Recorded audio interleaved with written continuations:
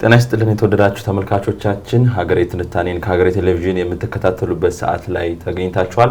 እኔ ሱባለው ጋሻውና ባልደረባዬ ደምሰው ሽፈራው ለተከታዮቹ ደቂቃዎች በአንድ ርዕሰ ጉዳይ ዙሪያ የተለያዩ ንግግሮችን የምናደርግ ነው የሚሆነው። በተለይም እንግዲህ የአውሮፓ ላይ ያለው ጦርነት የዩክሬንና ሩሲያ ጦርነት ዋናው መነጋገሪያ ጉዳያችን ነው የሚሆነው። ደምስ እንዴት ሰነበትክ? እግዚአብሔር ይመስገን። እንደነሱ ይመስገን። ያው እንግዲህ እንደምታውቀው ላለፉት 3 ዓመታት ዩክሬንና ሩሲያ ላይ በአብዛኛው ደግሞ በዩክሬን ምድር እየተካሄደ የሚገኘው ጦርነት አነጋጋሪ ሆኖ የቀጠለው ላለፉት 3 ዓመታት ምንም እንኳን የእስራኤሉ ጦርነትም ደግሞ ላለፉት 1 ዓመት ከጥቂት ወራት እሱም አንዱ ርዕሰ ጉዳይ ቢሆንም የዩክሬኑ ጦርነት ግን ላለፉት 3 ዓመታት የቆየ ጉዳይ ነውና በየሳምንቱ አዳዲስ ጉዳዮች እየተሰሙበት ይገኛሉ። እንግዲህ የአሜሪካው ፕሬዚዳንት ዶናልድ ትራምፕ ደግሞ ወደ ስልጣን ከመጡ በኋላ ሁለቱን ሀገራት ወደ ስምምነት ለማምጣት የተለያዩ ጥረቶችን እያደረጉ ስለመሆናቸው እናውቃለን። በእርግጥ በ24 ሰዓታት ውስጥ ጦርነቱን አስቆማለሁ ብለው ቀደም ብለው ሲናገሩ ነበር። ይሁንና እስካሁን አልተሳካም። ያም ሆኖ ግን ከሌሎች ጊዜዎች በተሻለ መንገድ የሰላም ጥረቶች እየተደረጉ ይገኛሉ። እንግዲህ ዛሬም እኛ እዚህ ስቱዲዮ እስከገባንበት ሰዓት ድረስ ቱርክ ውስጥ የሰላም ንግግር ይደረጋል በሁለቱ አካላት በኩል በዩክሬንና ሩሲያ በኩል ተብሎ እየተጠበቀ ይገኛል። በእርግጥ በዩክሬንና ሩሲያ ባለስልጣናት በኩል ቀኑንም ጨምሮ የተለያዩ መረጃዎች እየወጡ ነው። ዩክሬን ዛሬ ነው የሚደረገው ማለት ዩክሬን አርብ ነው የሚደረገው ትላለች። ሩሲያ ደግሞ ዛሬ ሐሙስ ነው የሚደረገው በማለት እንግዲህ የተለያዩ ንግግሮችን እየተለዋወጡ ይገኛሉ። ስቱዲዮ እስከገባንበት ሰዓት ድረስ ግን የሰላም ንግግሩ አልተጀመረም። አጠቃላይ አሁናዊ ሁኔታውን እንዴት ማለት እንችላለን? እንዴት ተመለከተዋለህ ከሚለው እንነሳ እስኪ። አዎ ያው ጦርነቱ ላይ ያው ትልቅ ሚና የነበራት አሜሪካ ነበረች ያው ተብሎ የሚታሰበው ፕራክቲካሊ ስናያቸው የነበሩትና ከትራምፕ መምጣት በኋላ እንዳልከው ቅድም በ24 ሰዓት ውስጥ አስቆመዋለሁ የሚለው ነገር ባይሳካም ትራምፕ አሜሪካንን እጇን ከዚህ ጦርነት ላይ እንድታወጣ ማድረግ ላይ ትኩረት አድርገው መስራታቸው ይሄ ነገሮች አሁን ወደ ጦርነቱን ከማባባስ ይልቅ ወደ ማረጋጋት ወደ ስምምነት ወደዛ ነገሮች እንዲመጡ የመግፋት አይነት ነገሮች አሉ። በተደጋጋሚ የምናያቸው ፕሮግረሶችም አሉ። ያው ጥንቅቅ ብሎ የመጡ ነገሮች ባይኖሩም የምንሰማቸው በየጊዜው የተደረጉ አሁንም ዛሬ ይካሄዳል ብለን የምንጠብቀው ስምምነትም እንኳን የዚሁ አካል ነው። በዚሁ ሂደት የመጣ እዚህ ጋር የተደረሰ አሜሪካ እያደረገችው ያለው የማደራደር የማስማማት ስራዎች ውስጥ እዚህ ጋር የተደረሰ ነውና ያው ጦርነቱ ከዚህ በፊት የ2 ዓመት አካባቢ ያው የፈጠራቸው ነገሮች ይታወቃሉ። ከአውሮፓውያን ጋርም ብዙ ነገሮችን ያባባለ ብዙ ውጥረቶችን የፈጠረም ነው። አሁን ላይ ደግሞ ያው ቅድም እንዳልኩት ነው የአሜሪካ ከጦርነቱ ላይ እጇን ወደ ኋላ ማንሳቷ ብዙ ነገሮች ለውጥ እንዲያመጡ እንደተባለውን ፈጣን ባይሆንም ቢያንስ ተስፋ የሚመስሉ ነገሮች መታየት ጀምረዋል። አሁንም እያየን ያለነው እሱን ነው ብዬ ነው የማስበው። አሉ የተወሰኑ ተስፋዎች ምናልባት ወደ ኋላ ሊጎቱት የሚችሉ ነገሮች ይኖራሉ ተብሎ የሚሰጉ ነገሮች ቢኖሩም በመሀል በሩሲያም በኩል በዩክሬንም በኩል የሚፈጸሙ ጥቃቶች ነበሩ ስንሰማቸው የነበሩ። እንደውም ትራምፕም ወደ ስልጣን ከመጡ በኋላ ከዛ ውስጥ አውጥቻለሁ ካሉም በኋላ ይሄ የማደራደር አይነት ነገሮች እንቅስቃሴዎች እያሉ አሜሪካም ሩሲያ የምትፈጽማቸው ጥቃቶች ነበሩ። ዩክሬንም በተመሳሳይ እንደዚሁ የምትፈጽማቸው ጥቃቶች ነበሩና እነሱ ሲታዩ ደግሞ ምናልባት እንደሚታሰበው ጦርነቱ ላይቆም ይችላል የሚሉ ደግሞ ትንሽ ወደ ኋላ የሚጎቱ አይነት ነገሮች እንዲሰሙ የማድረግ ነገሮች ነበሩት። በዛም ውስጥ ሆኖ ግን አሁን ይሄ መጀመሪያ አካባቢ ላይ መካከለኛ አካባቢ ላይ እንደነበረው አይነት ነገር አይደለም የሚታየው። ጦርን ቢያንስ ሁለቱንም ባላንስ ያደረገ ተስፋም አለ። የመቆም አይነት ተስፋ፣ መረጋጋት የመምጣት ወደ ስምምነት የመምጣት አይነት ነገሮች አሉ። በሌላም በኩል ደግሞ አሉ ትናንሽ ጭላንጭል ነገሮች እንዲቀጥል የሚያደርጉ ምናልባትም ሊያባብሱት የሚችሉ አይነት ነገሮች በተለይም ደግሞ ከሩሲያና ከዩክሬን በኩል የምንሰማቸው ነገሮች አሉ። ዜሌንስኪም የሚናገሯቸው ነገሮች አሉ። ከፑቲን በኩልም እንዲሁ የሚባሉ ነገሮች አሉ። በሌላኛው ወገን ደግሞ ያው ሳናነሳቸው ማናልፋቸው ትልቅ ሚናም ያላቸው ምዕራባውያን አገራት ከዩክሬን ጎን መሰለፋቸውን ተደጋጋሚ ሲገልጹ የነበረውና በተለይ ይሄ የስምምነት ሀሳቦች መምጣት ከጀመሩበት ጊዜ አንስቶ ትንሽ ወደ ኋላ የሚጎቱ የሚመስሉ አይነት ነገሮችን ነው ሲያንጸባርቁ እየታየባቸው ያለው። ምናልባት ወደ ስምምነቱ ከተደናቀፈ ምናልባት የኔ እምነት ሊሆን ይችላል ግን የምናያቸው መረጃዎች በእንደነሱ በሚያንጸባርቋቸው ሀሳቦች በሚያደርጓቸው ነገሮች ነው ሊሆኑ ይችላሉ ተብሎ የሚታሰበውና አሉ አንዳንድ የሚሰነዝሯቸው ሀሳቦች አሉ ማስጠንቀቅ በኋላ የምናነሳቸው ነገሮች ይኖራሉ ተጨማሪ ማዕቀቦችን ይመጣል በዚህ ሰዓት ላይ እንደሱ አይነት ነገሮች አሉና ምናልባት እሱን እንደ ስጋት አይነት ነገሮች ልናያቸው እንችላለን በሚታዩት ነገሮች ግን አመዛኞች ወደ ስምምነት የመምጣት እድል እንዳለው ነው የሚታየው በእርግጥ እንግዲህ በዩክሬንና ሩሲያ በኩል እስካሁን ድረስ መስማማት ያልታየባቸው ሰፊ ልዩነቶች ይስተዋላሉ በተለይም እንግዲህ ሩሲያ በቀደም ሲል በዩክሬን የግዛት አስተዳደር ውስጥ የነበሩ አንዳንድ ግዛቶችን መያዟን እናውቃለን በተለይ ክሬሚያ እንግዲህ 2014 ላይ በተደረገ ህዝበ ውሳኔ ወደ ሩሲያ ተቀላቅላለች ሩሲያ የኔ ናት በሚል ነው በዚህ ሰዓት እንግዲህ ያስተዳደረች የምትገኘው ዩክሬን ግን የኔ ግዛት አካል ናት በሚል ታነሳለች አሜሪካም ሩሲያ እውቅና የመስጠት አይነት አዝማሚያዎች እንዳሉ ከዚህ በፊት በውጭ ጉዳይ ሚኒስትሯም በፕሬዚዳንት ትራምፕን በራሳቸው በኩል የተለያዩ ንግግሮች ሲደረጉ ነበር አንዳንድ የሚያሙ ውሳኔዎችን ዩክሬን ልትወስን ይገባል ወደ ሰላም መምጣት ከተፈለገ ሙሉ ዩክሬንን ከማጣት የተወሰኑ ግዛቶችን አሳልፎ የመስጠት አይነት እንቅስቃሴዎች ሊኖሩ ይገባል በሚል ፕሬዚዳንት ትራምፕ ከዚህ በፊት ማንሳታቸው ይታወቃል በዩክሬናውያን ዘንድ እንዲሁም በዩክሬን ባለስልጣናት ዘንድ ግን ይሄ ነገር ተቀባይነት እንደሌለው እንዲሁም ህገ መንግስቱንም የሚጥስ እንደሆነ የሚያነሱት ነገር አለ የሆነ ሆኖ ግን ከሌላው ጊዜ በተሻለ ቢያንስ እንኳን ለንግግር መቀመጥ ችለዋል ከዚህ በፊት ሳውዲ አረቢያ ላይ ንግግር መደረጉ እናስታውሳለን ከፕሬዚዳንት ትራምፕ መምጣት በኋላ ቱርክም ከዚህ በፊት የተደረገ ንግግር አለ ነገር ግን እስካሁን ድረስ የተደረጉ ንግግሮች በከፍተኛ ባለስልጣናት ደረጃ መደረግ አልቻሉም ያሁኑ ንግግር በጣም ሲጠበቅ የነበረው ምናልባት ፕሬዚዳንት ፑቲን ሊገኙበት ይችላል በሚል ነው ፕሬዚዳንት ቮሎዲሚር ዜሌንስኪ እንግዲህ ቀደም ብለው አቅንተዋል ወደ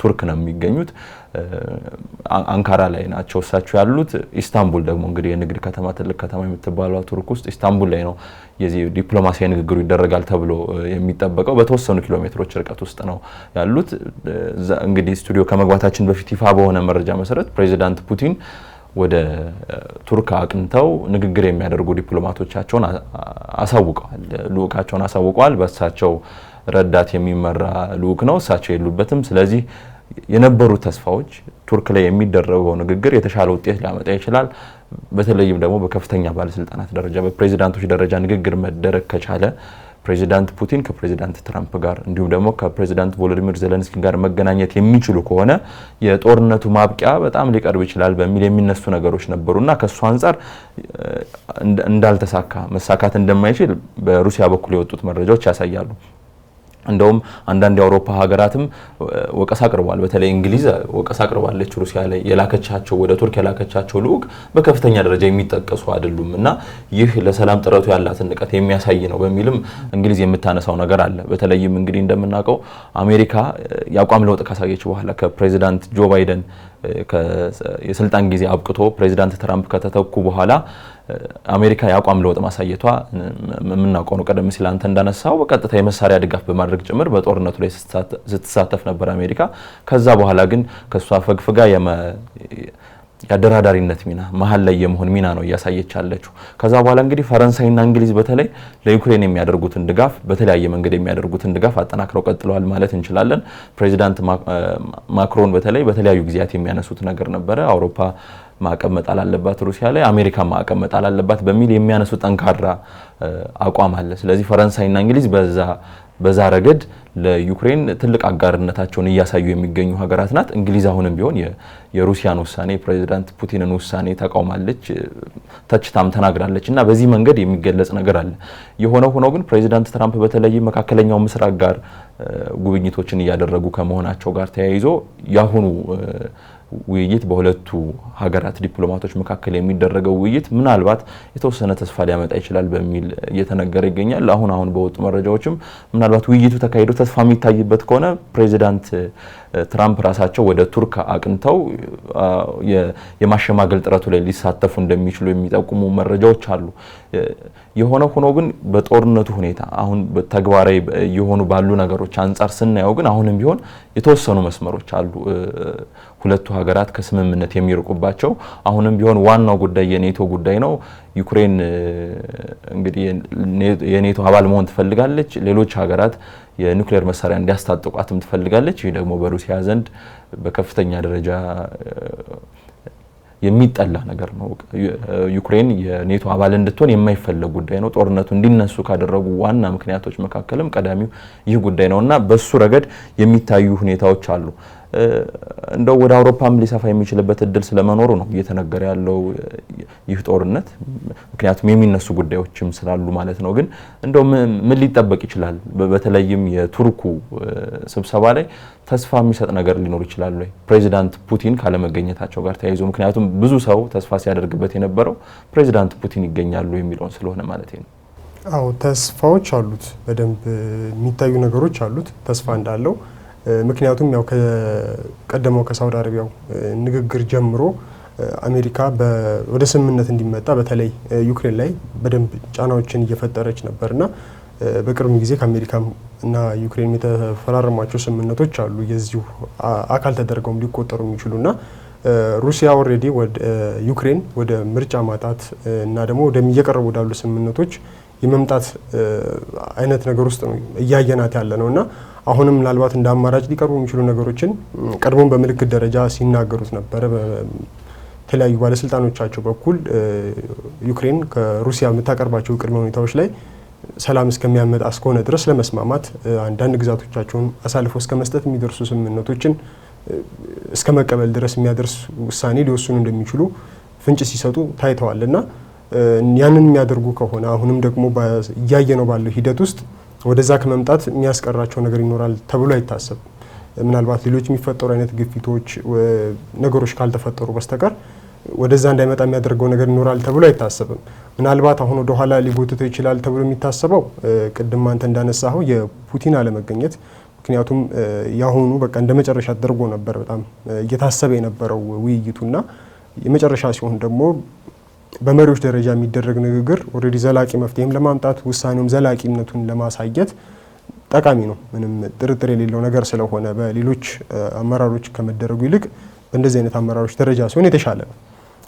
ይሄኛው ላይ ግን ያንን አላየንም እና ምናልባት እሱ ወደ ኋላ ሊጎትት ይችላል። ምናልባት ዜሌንስኪም የተናገሯቸው ንግግሮች ነበሩ የግድ ፑቲን ማግኘት እንዳለባቸው፣ ከፑቲን ጋር ተገናኝተው መወያየት እንዳለባቸው፣ እንደውም ከፑቲን ጋር ተገናኝተው የማይወያዩ ከሆነ ሌላ ማንኛውም አይነት ሰው ጋር ተገናኝቶ ይህንን ውይይት ለማድረግ ፈቃደኛ እንደማይሆኑም ጭምር ሲገልጹ ነበረ። ምናልባት አሁን ዛሬ በሚጠበቀው ነገር ላይ ምን ሊፈጠራል የሚለው ነገር ተጠባቂ እንደሆነ ሆኖ ቀደም ብለው ግን እንደዚህ አይነት መልእክቶችን ሲያስተላልፉ ነበርና እንዲህ አይነት ነገሮች ደግሞ አለ። ይሄ ከፖለቲካውም ካሉት ጫናዎችም በተጨማሪ ይሄ እንደ ሀገር ይሄ ሀገር ሉዓላዊነትን ማስከበር ምናምን በሚሉት ሀሳቦች አንድ መሪ ዩክሬን መሪ መጥተው ሲወያዩ ከአቻቸው ከሆኑት ከሩሲያው ፕሬዚዳንት ጋር መወያየት ነው እንደ ትክክል የሚታሰበው እና ከዛ በታች ካሉ አመራሮች ጋር መወያየት እንደ ሀገርም ይሄ የሚፈጥረው ኢሜጅ አለና ምናልባት እሱም በራሱ ምናልባት ትልቅ ለውጥ እንኳን ባያመጣ ነገሮችን ወደ ኋላ ሊጎትት ይችላል ተብሎ ይታሰባል። ከዩክሬን በተጨማሪም የአውሮፓ ህብረት አባል ሀገራት በተደጋጋሚ ሀሳቡን ይህንን ሀሳብ ደግፈው አስተያየት ሲሰጡ ነበር። የሩሲያንም አካሄድ ሲተቹትም ነበር። በተለይ ቭላድሚር ፑቲን ላይ የተለያዩ የትችት ሀሳቦችን ሲሰነዝሩ ነበረ። አንድ እንደውም የተለይ በጀርመን በኩል በጀርመን ውጭ ጉዳይ ሚኒስትር ማስጠንቀቂያ ጭምር ነው ለፑቲን የሰጡት። ምናልባት በዚህ ውይይት ላይ ኢስታንቡል ተገኝተው ቭላድሚር ፑቲን የማይካፈሉ ከሆነና ድርድሩ ላይ የማይሳተፉ ከሆነ ከበድ ያለ ወይም የማያዳግም እርምጃ ሊወስዱ እንደሚችሉ ነው ማሳሰቢያ የሰጡት። እነዚህ ነገሮች በራሳቸው እንዳልኩ ቅድም ትናንሽ የምናነሳቸው ነገሮች ወደ ኋላ ጎታች ሊሆኑ ስለሚችሉ እንደዚህ አይነት ነገሮች አሉ። ምናልባት እነዚህን ነው እንደ ስጋት ልናነሳ የምንችለው። በሌላ በኩል ደግሞ ምናልባት ትልቅ ነገር ላይጠበቅበት ይችላል እንዲያስብል የሚያደርጉን ሩሲያ አሁን የመረጠቻቸው ለተደራዳሪነት የመረጠቻቸው ሰዎች ማንነት ትንሽ ወደ ነገሩን አምናበት ወይም ደግሞ የምር ትልቅ ለውጥ ይመጣበታል ተብሎ ታስቦ የተደረገ እንዳልሆነ ተደርጎ እንዲታሰብ ያደርገዋል። ምክንያቱም ከዚህ በፊት በነበሩት ድርድሮች በጣም ትልልቅ እስከ ውጭ ጉዳይ ሚኒስትሯን ነው ልካ ድርድር ስታደርግ የነበረው ውይይቶች ሲደረጉ የነበሩት። እዚህኛው ላይ ግን ውጭ ጉዳይ ሚኒስትሩ እንኳን አልተካፈሉ።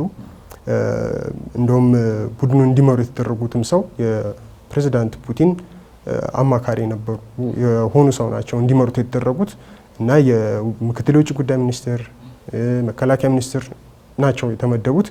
በአንጻሩ ደግሞ በዩክሬን በኩል ራሳቸው ፕሬዚዳንት ዜሌንስኪ ናቸው የተካፈሉት።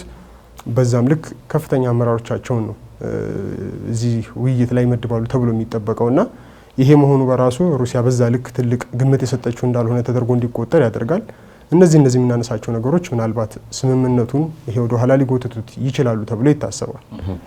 በተለይም እንዳነሳው እንግዲህ ምናልባት የውይይቱ ጊዜ እስካልተጀመረ ድረስ በዩክሬን በኩል ወደ ጠረጴዛ ማን ይመጣል የሚለው ላይታወቅ ይችላል። ግን የፕሬዚዳንቱን ጨምሮ የውጭ ጉዳይ ሚኒስትሩም እዛው ይገኛሉ።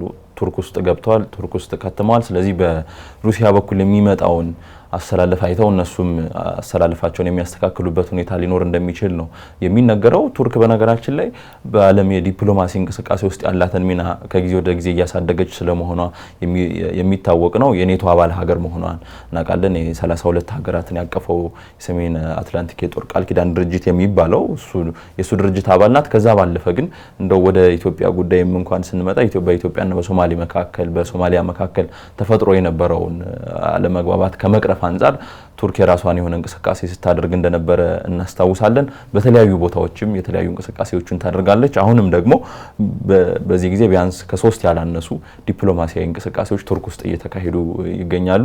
የኔቶ የውጭ ጉዳይ ሚኒስትሮች እንግዲህ ቱርክ ውስጥ ይገኛሉ። እንዲሁም ደግሞ የዩክሬኑ ፕሬዚዳንትም ቱርክ ውስጥ ይገኛሉ። የሩሲያ ባለስልጣናት እንዲሁም ሌሎች የዩክሬንን ባለስልጣናት ይገኛሉ። ስለዚህ 3 የተለያዩ አይነት ስብሰባዎችን እያስተናገደች የምትገኝ ሀገር ናት። ቮሎዲሚር ዜሌንስኪ እንግዲህ ከቱርኩ ፕሬዚዳንት ረሲብ ጣይብ ኤርዶዋን ጋር ተገናኝተው ንግግር ያደርጋሉ ተብሎም ነው እየተጠበቀ የሚገኘው። በተለይም እንደው ምን ውጤት ሊመጣ ይችላል የሚለውን ከማንሳታችን ጎን ለጎን የሚደረጉ የተለያዩ ስብሰባዎች የሚያመጧቸው ውጤቶችም አሉ። የአውሮፓ ህብረት እንግዲህ ከሩሲያ ጋር በተገናኘ ያለው አቋም በጣም ግልጽ የሆነ አቋም ነው። በዩክሬን በኩል ድጋፍ አድርጎ እየሰራ እንደሚገኝ እናውቃለን። ሩሲያ ላይ ደግሞ የተለያዩ ጫናዎች እንዲደረጉ ቀደም ሲል እንዳነሳ ነው በተለይም በፈረንሳይና በእንግሊዝ በኩል ሩሲያ ላይ የተለያዩ ጫናዎች እንዲደረጉ የሚያደርግ ስለመሆኑ እናነሳለን። የታሪፍ መጣልን የተለያዩ አይነት ማዕቀቦችን መጣል ደግሞ ተጠባቂው ጉዳይ ነው። በተለይም የአውሮፓ ህብረት እንደ አንድ መሳሪያ ይጠቀማቸዋል ተብሎ የሚጠበቀው ነገር ትላንት የነበረ ስብሰባም ነበረ። እሱ ላይም እንደዚሁ ሩሲያ ላይ እንግዲህ ማዕቀብ የመጣል አይነት እንቅስቃሴዎች ስለመኖራቸው በግልጽ የታየበት ጉዳይ ነው ያለውና የአውሮፓ ህብረት ሚናም አነጋጋሪ ይሆናል ማለት ነው በዚህ የሰላም ስምምነት ላይ።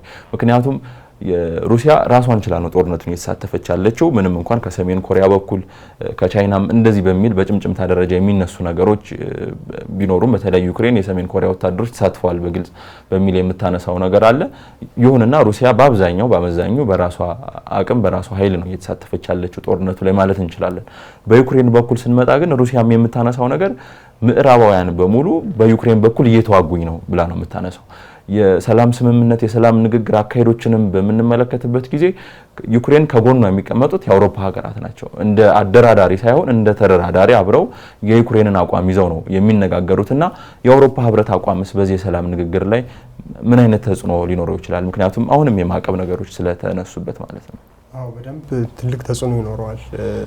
ከኋላ ሆኖ አሁን ቅድም ብየዋለሁ፣ ተጽዕኖ ከመፍጠር አንጻር ዩክሬን ላይ በጣም ተጽዕኖ መፍጠር አቅም አላቸው። በተለይ አሁን ላይ ደግሞ ዩክሬን አሜሪካ ወደ ኋላ በማለቷ ምክንያት ሌላ ደጋፊ የላትም። ያሉት ደጋፊዎች የአውሮፓ ህብረት አባል ሀገራት ናቸውና ከነሱ ሀሳብ ውጭ የመሆን እድሉ በጣም ጠባብ እንዳየነው ደግሞ ከዚህም በፊት እንዳየነው አሁን እንዳልከው የመሳተፍ ጦርነቱ ላይ በሚለው እነሱን በሚክዱት ደረጃ አይደለም። በተለያየ መንገድ ጦርነቱ ላይ በደንብ አክቲቭሊ ነው ሲሳተፉ የነበረው። ዩክሬንን በመደገፍ ሩሲያ ላይ በጣም ብዙ ጫናዎችን በማድረግ ነው እየተሳተፉ የነበረውና ምናልባት እስካሁን ሩሲያ ላይ ጦርነቱ ከተጀመረ ጊዜ ጀምሮ ሩሲያ ላይ ጣሏቸው ማዕቀቦች ብዛት ወደ 16 ማዕቀቦች ናቸው። እንግዲህ ይሄ ቀጥታ ከመሳተፍም በላይ ነውና ሩሲያ ላይ በጣም ብዙ ጫናዎችን ሊፈጥር የሚችል ማዕቀቦች ነበሩ ሲጥሉ የነበረው።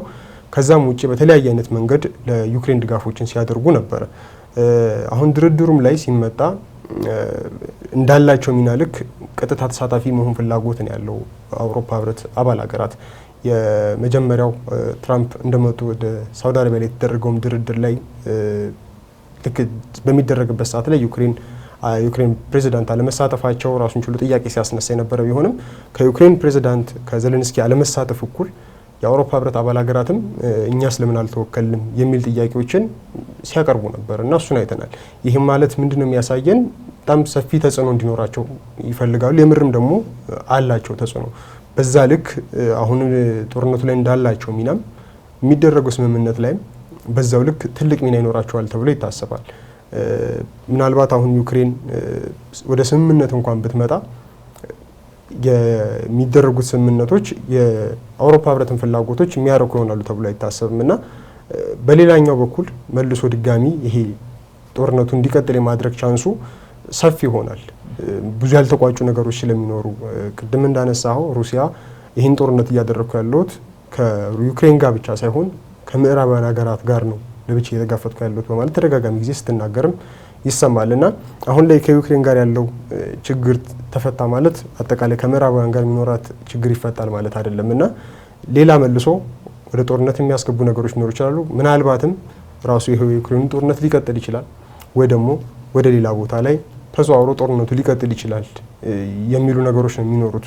እየወጡም የምናያቸው መረጃዎች እንደሱ አይነቶች ናቸው እና ምናልባት አሁን ትላንትና ከትላንት ወዲያ የተሰሙ መረጃዎች እንደሚያሳዩት ከሆነ ኔቶም ይፋ ያደረገው መረጃ ነበር የሳተላይት ምስሎች እና እነዛ ሳተላይት ምስሎች የሚያሳዩት ምንድነው የፊንላንድ ጋር በምትጎራበት ሩሲያ ከፊንላንድ ጋር በምትጎራበትበት ድንበር አካባቢዎች ላይ በጣም ከፍተኛ ቁጥር ያላቸው ወታደሮችን እያሰፈረች እንደሆነ የሚያሳዩ ምስሎች ናቸው እና ይህም ደግሞ ምናልባት ሩሲያ ለሌላ ጦርነት እየተዘጋጀች እንደሆነ ማሳያ ተደርጎ ነው በኔቶ በኩል የቀረበው።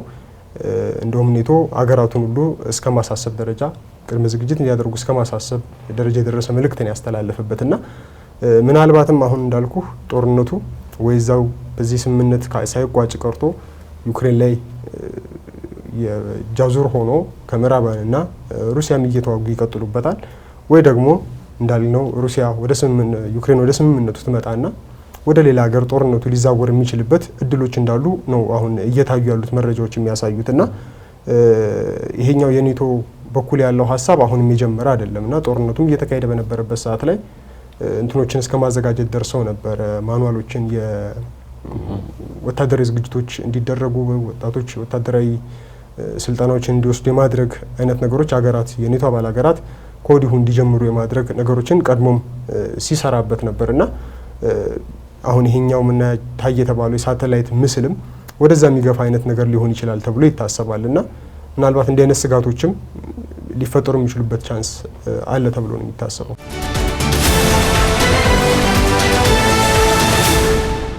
የኔቶን አመሰራረት እንኳን ስንመለከት በተለይም ከዚህ ከሁለተኛው የዓለም ጦርነት በኋላ ሶቪየት ህብረትን እንግዲህ ጠንካራ መሆኗ ይታወቃል። እንግዲህ በዛን ሰዓት በሁለተኛው የዓለም ጦርነት በኋላ የአውሮፓ ሀገራት ስጋት ነበራቸው።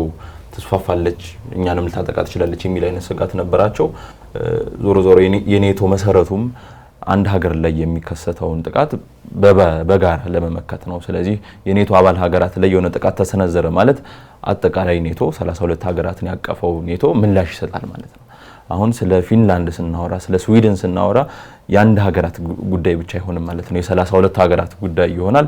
እነዚህ 32 ሀገራት ደግሞ በዓለም ወታደራዊ ኃይል አሰላለፋቸው በጣም በከፍተኛ ደረጃ ላይ የሚገኙ ሀገራት ናቸው። ከዛም ባለፈ ድርጅታቸው ኔቶም እጅግ ጠንካራ ነው። ስለዚህ ዩክሬን የኔቶ አባል ሀገር አልነበረችም፣ አሁንም አይደለችም፣ እንዳትሆንም ነው ይሄ ጦርነት አንዱም እየተካሄደበት ያለው። በአንጻሩ ደግሞ ስንመለከት እንግዲህ ፊንላንድና ስዊድን በቅርብ ጊዜ የኔቶ አባል መሆን የቻሉ ሀገራት ናቸው። ወደዚህ ነው የሆኑት። በተለይ የስዊድን በጣም አነጋጋሪ እንደነበረ እናስታውሳለን። ሃንጋሪና ቱርክ የስዊድንን አባል መሆን በጣም ዘግይተው ነው የተቀበሉት እንጂ በአመዛኙ ሂደት የስዊድን የኔቶ አባል የመሆን ጉዳይ በጣም አነጋጋሪ የነበረበት ሁኔታ ነው ያለው። በእርግጥ ሩሲያና ስዊድን በቀጥታ የመሬት ድንበር አይጋሩም፣ የባህር ድንበር ነው ሁለቱ ሀገራት ያላቸው። ያም ሆኖ ግን ስጋቱ አለ። አሁንም ቢሆን ሩሲያ ወደ እነዚህ ሀገራት ጥቃት ልትሰነዝር ትችላለች። ወደ ድንበር አካባቢዎችም የተለያዩ መሰረተ ልማቶችን የጦር ወታደራዊ መሰረተ ልማቶችን ዘርግታለች በሚል የሚነሳ ጉዳይ አለ። ይህ ጉዳይ አጠቃላይ ሰብሰብ አድርገን ስንመለከተው መነሻው ወደ ዩክሬን ይመልሰናል። አሁንስ ቢሆን ኔቶ ቀጣዩን አካሄዱን እንዴት ነው ሊያደርግ የሚችለው? አሜሪካ በተለይም እንግዲህ ከኔቶ መስራች አባል ሀገራት መካከል አንዷ ናት። አብዛኛውን የሆነ የበጀት ምንጭም እሷ ናት። በእርግጥ ፕሬዚዳንት ዶናልድ ትራምፕ ከመጡ በኋላ ይህ የበጀት ምንጭነታችን ከሌሎች ሀገራት ጋር ሊመጣጠን ይገባል፣ እኛ ብቻችንን ብዙውን ሸክም መሸከም የለብንም በሚል የሚያነሷቸው ጉዳዮች እንዳሉ ብናውቅም፣ ነገር ግን አሜሪካ ከአባል ሀገራቱ መካከል የትልቁን ቦታ ትይዛለች። እሳቸውም እንግዲህ ፕሬዚዳንት ዶናልድ ትራምፕም ሲያነሱ የነበሩት ነገር የዩክሬን የኔቶ አባል የመሆን ጉዳይ መረሳት አለበት በሚል ያነሳሉ። እሺ እሱ ከተረሳ ምናልባት ጦርነቱ የሚቋጭ ከሆነ በስዊድንና በፊንላንድ መካከል ያሉት ውጥረቶች ከሩሲያ ጋር ያላቸው ውጥረቶችስ እንዴት ሊሆን ይችላል የሚለው ጉዳይ በርካታ የትንተና ባለሙያዎችን የዓለም አቀፍ ግንኙነት ባለሙያዎችም የሚያነሱት ጉዳይ ሆኖ ነው የሚቀጥለው። ኔቶ ስብሰባ እያደረገ ነው ዛሬ ቱርክ አንካራ ላይ አንታሊያ የሚባል አካባቢ ላይ ቱርክ ላይ እያደረገ ነው በውጭ ጉዳይ ሚኒስተሮቹ በኩል። የአሜሪካው የውጭ ጉዳይ ሚኒስተር ተገኝተዋል፣ የእንግሊዝ የውጭ ጉዳይ ሚኒስተር ተገኝተዋል። የተለያዩ የሚያነሷቸው ነገሮች ሊኖሩ እንደሚችሉ ይጠበቃል። ግን የሩሲያና በተለይም ከኔቶ ታሪካዊ አመጣጥ ጋርም አንድ ላይ ስናየው ሩሲያ ኔቶን እንደ ህልውና ስጋቱ አድርጋ የምትመለከት መሆኗ የዩክሬን ያለው ጉዳይ ደግሞ ያልተቋጨ መሆኑ በእነዚህ ስብሰቦች መካከል የሚመጡ ሁኔታዎች የሚሰሙ አዳዲስ ጉዳዮች የጦርነቱን ቀጣይ ጣፋንታ የሚያገናዝቡ የሚያመላክቱም ከመሆናቸው አንፃር በጣም ወሳኝነት አላቸውና ኔቶ ምን ሊወስን ይችላል፣ ከዚህ በኋላስ ያለው ያጠቃላይ የቀጠናው ሁኔታ እንዴት ሊሄድ ይችላል የሚለው እሱ ላይ መነጋገር እንችላለን። የኔቶ ጉዳይ ስናነሳ ቅድም አንስተዋል አንተም ከመሰራረቱ ጀምሮ ስናነሳ ኔቶ እና ሩሲያ ከምስረታው ጀምሮ በስጋትነት የሚታዩ ናቸው። ኔቶ የተመሰረተበት ዋነኛውም ዓላማ ከቀድሞዋ ሶቪየት ህብረት አባል ነች የነበረች ነች ሩሲያ። አሁንም በዛ መሀል ትልቁን ድርሻ ይዛ ያለችው ሩሲያ ነች እና ሶቪየት ዩኒየን ለምዕራባውያን ሀገራት ስጋታችን ነች ብሎ ያስቡ ስለነበረ ከሷ ሊቃጣብን ይችላል የሚለውን ጥቃት ለመመከት አንድ ሰብሰብ ብለን ጠንከር ያለ አቅም መፍጠር አለብን በሚል ዓላማ የተቋቋመ ነው። ስለዚህ ዋነኛው የምስረታውም ዓላማ በጣም የከፍተኛ የደህንነት ስጋቴ ናት ከሚላት ሶቪየት ህብረት ያሁኗ ደግሞ ሩሲያ ጋር ይሄ አቅም መፈታተሽ ነገሮች ሁሌም ይኖራሉ። ያየንም የመጣ ነው እስካሁን ድረስ የሚያሳዩ ነገሮች እንደዛ ናቸው እና አሁን ላይ ግን ነገሮች ከዚህ በፊት በነበረው ቅርጽ አይደለም እያየናቸው ያለ ነው።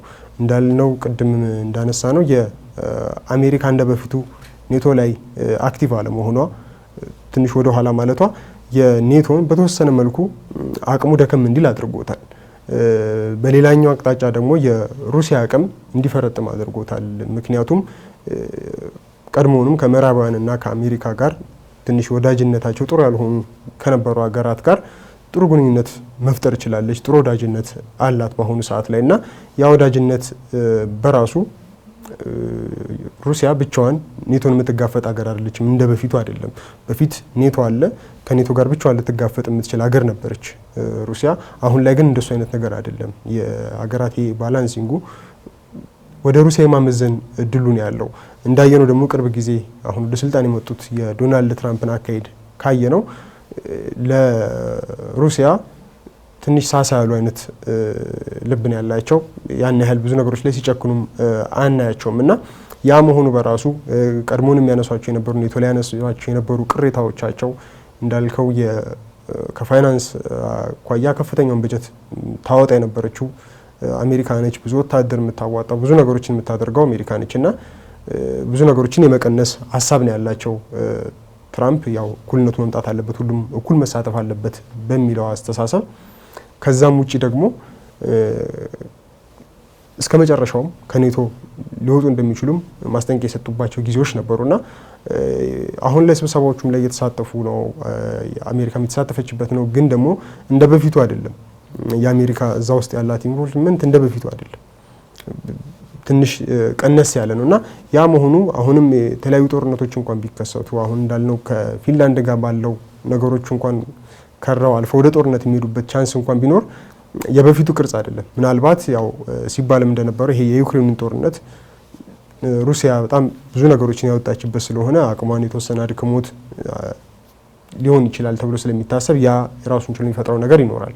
ግን በሌላኛው አቅጣጫ ስናየው ወታደራዊ አቅም አንዳንድ ቁጥራዊ ነገሮችንም ስታይ ብዙ ነገሮች የሚያመዝኑት ወደ ሩሲያ ነው ያው ይመስለኛል። ከዚህም በፊት ያሉት ስጋቶች ነው በዚህ ልክ ጠንካራ ወታደራዊ ነገሮች ላይ እንድትሰራ ሲያደርጋት የነበረው ሩሲያን በደንብም ሰርታበታለች እና በዛ ልክ አሁንም ድረስ ሙሉ ምዕራባውያን ሀገራት ኔቶ አባል ሀገራት አሁንም በስጋትነት የሚያዩት ሀገር ነች። እንዳልነውም አሁን እየተደረገ ካለው በአንታሊያ እየተደረገ ካለው ስብሰባ ምን ጠብቀው የተለየ አይነት ውሳኔ ይኖራል ተብሎ አይታሰብም። ያው የምናውቃቸው ማስጠንቀቂያዎች፣ ማሳሰቢያዎች ሊኖሩ ይችላሉ። ምናልባት እዚህኛውም ድርድር ላይ ተጽዕኖ ሊፈጥሩ የሚችሉ ሀሳቦች ይሰነዘራሉ ተብሎ ይጠበቃል። ምክንያቱም ከዛ ባለፈ ጦርነት ሩሲያ ገብታ አሁን ፊንላንድ ጋር ነው ስጋት አለ ተብሎ የሚታሰበው። ገብታ ጥቃት እስካልሰነዘረች ድረስ ጥቃት ሊሰነዝሩ አይችሉም። ያ አይነት ነገሮች ስለሚኖሩ ሩሲያም ወደዛ አይነት ነገሮች አልፋ ትገባለች ተብሎ አይታሰብም። ያው ያሉ የደህንነት ስጋቶች ስላሉ ነው እዛ አካባቢ ላይ ከፍተኛ ወታደራዊ ነገሮችን የማስፈር አይነት እንቅስቃሴዎች አሉት። እዛ አካባቢ ላይ በተለይ ፊንላንድ ላይ ኔቶም ብዙ ወታደሮችን የሚያሰፍርበት ብዙ ወታደራዊ እንቅስቃሴዎች የሚያደርግበት ወታደራዊ ልምምዶችን ተደጋጋሚ ጊዜ ይደረጉ ነበር ፊንላንድ ላይ እና ያም ስለሆነ ነው እዛ አካባቢ ላይ እንደዚህ አይነት ነገሮች ያሉት። አሁንም የተለየ ውሳኔ ወሰናል ተብሎ ከኔቶ አይጠበቅም። ምናልባት አዲስ ነገር ተብሎ የታሰበው አሁን ቅድም ያነሳነው ጉዳይ ነበር፣ የማዕቀብ ጉዳይ። ያው እሱ የኔቶ ጉዳይ ባይሆንም አውሮፓ ህብረት የጣላቸው 16 ማዕቀቦች ነበሩ።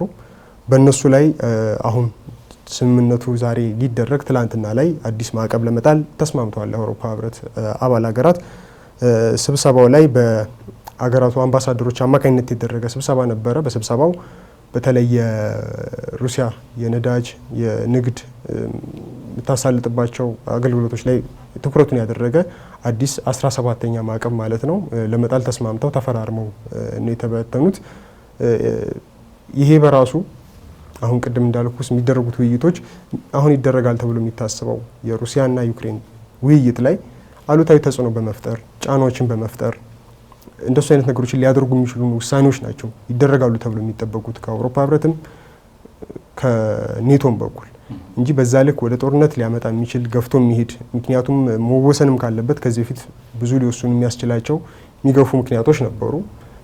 አሁን ወደ ስምምነት የተመጣበት ባለበት ሰዓት ላይ እንደሱ አይነት ውሳኔዎች ይወሰናሉ ተብሎ አይጠበቅም።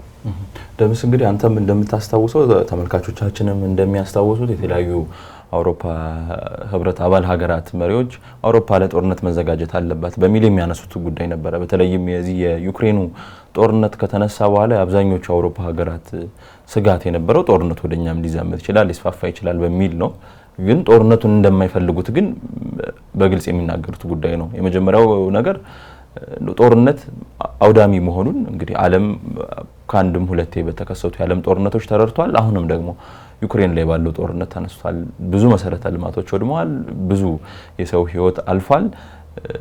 በጣም ኪሳራው እጅግ ከፍተኛ መሆኑን ሁሉም የሚያውቀው ጉዳይ ነው። የአውሮፓ ህብረት ደግሞ በራሱ ፈተና ላይ ያለ ህብረት ነው ማለት እንችላለን። እንግሊዝ ወጣለች ከአውሮፓ ህብረት። አሁን ደግሞ የፕሬዚዳንት ትራምፕ ከመምጣት ጋር ተያይዞ ከታሪፍ ጋር የተገናኙ የተለያዩ ጉዳዮች ሲነገሩ ነበር።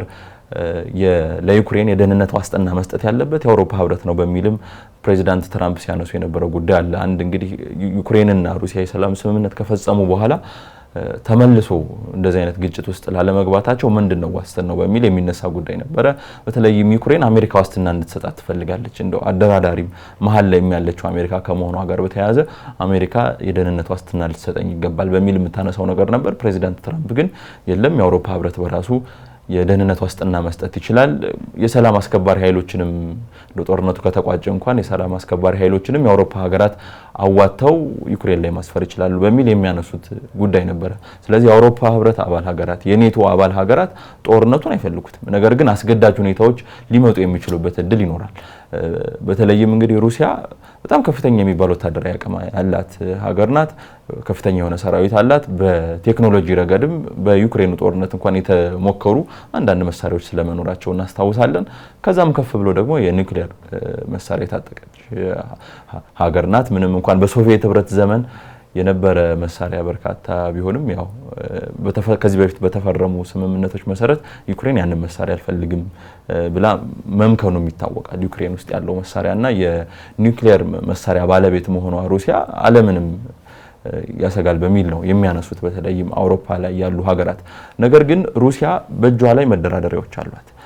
ለምሳሌ አሁን ስለ ሰላም ስምምነቱ ስናነሳ 4-5 ግዛቶች በሩሲያ እጅ አሉ። የዩክሬን የግዛት አካል የነበሩ ምንም እንኳን የባለቤትነት ጥያቄ ታነሳባቸዋለች ራሷ ሩሲያ በተለይም ከዚህ ከሶቪየት ህብረት ጋር በተገናኘ የሚነሱ ሰፊ ጉዳዮች ስላሉ ምክንያቱም ዩክሬንና ሩሲያም አንድ ሀገር ሆነው በአንድ አስተዳደር ሲስተዳደሩ የነበሩበት ጊዜ ሩቅ የሚባልም ስላልሆነ በዛ ጊዜ የነበሩ ሰዎችም አሁንም በስልጣን ላይ የሚገኙ ከመኖራቸው ጋር ተያይዞ የይገባኛል ጥያቄ ሊነሳ ይችላል። ነገር ግን እንደ ሀገር ሆነው መኖር ከጀመሩ በኋላ በዩክሬን ግዛት ስር የነበሩ ግዛቶች አሁን በሩሲያ ተቆጣጣራቸው የሚገኙ አሉ። እነዚህ እንደ መደራደሪያ ናቸው። ፕሬዚዳንት ዶናልድ ትራምፕም የሚያነሱት ጉዳይ አለ።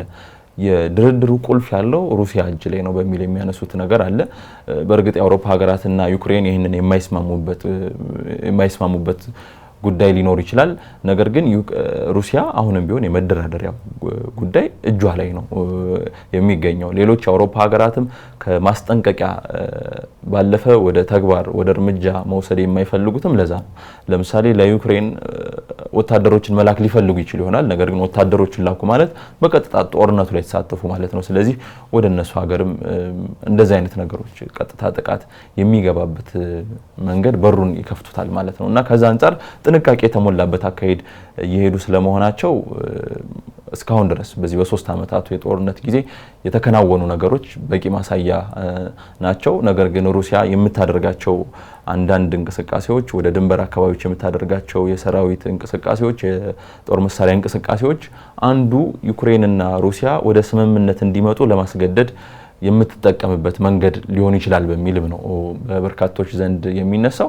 በተለይም እንግዲህ ፕሬዚዳንት ዶናልድ ትራምፕ ወደ ስልጣን ከመጡ በኋላ አንድ ሩሲያ የወሰደችው በወታደራዊ ሜዳው የወሰደችው የበላይነት በዩክሬን ተይዛባት የነበረችውን የኩርስክ ግዛት ማስመለስ ነው። ስለዚህ ዩክሬንን መደራደሪያ እያሳጣቻት ነው ማለት ነው።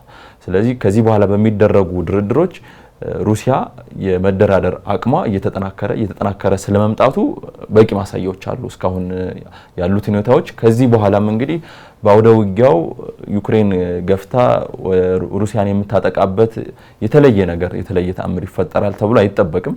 ስለዚህ አሁን ባለው ሁኔታ ድርድሩ የሚገፋ ከሆነ ሩሲያ የተሻለ ተጠቃሚ ልትሆን የምትችልበት እድል ስለመኖሩ የተለያዩ ተንታኞች የተለያዩ መገናኛ ብዙሃንም የሚያነሱት ጉዳይ ነው። የሆነው ሆኖ ግን ዛሬ ወይ ነገ የሚከናወነው ቱርክ ላይ የሚከናወነው ኢስታንቡል ላይ የሚከናወነው ንግግር የተወሰነ ፍንጭ ሊያሳየን ይችላል ተብሎ ይጠበቃል። በደንብ ያሳየናል። እንዳነሳ ሆኖ አብዛኛው ሙሉ ለሙሉ የሚባል ደረጃ ተጽዕኖ የመፍጠር አቅሙ የመደራደሪያ ነገሮች በሙሉ በሩሲያ እጅ ናቸው። ከዩክሬን ጋር ብቻ ሳይሆንም ከዚህ በፊት መጀመሪያ ላይ ከአሜሪካ ጋር በተደረገው ድርድር ላይ ሩሲያ ምንም ያን ያህል የሚያሰጋት አይነት ነገሮች አልነበሩም። እጇ ላይ ሙሉ ለሙሉ ብዙ ነገሮች መደራደሪያ ብላ የምታቀርባቸውን ነገሮች ይዛ ነው ወደ ድርድሩ የገባቸው። የትኛውንም ነገር ብትጠይቅ እሱን ቻሌንጅ አድርጎ ሊጋፈጥ የሚችል ሌላ አይነት መደራደሪያ ማቅረብ የሚችል አካል የለም። አሁን ላይ ሙሉ በሙሉ ተጽዕኖ በሩሲያ እጅ ስር ነው። ምናልባት እስካሁንም የተሞከሩት ሙከራዎች ብዙ ጊዜ ከሸፉ ተቋረጡም ሲባል የምንሰማቸው ተገቢ በሆኑ አይነት ምክንያቶች አይደሉም። እዚህ ግባ በማይባሉ ትናንሽ ነገሮች ነው ቀሩ ወይም ተቋረጠ ሲባል የምንሰማቸው።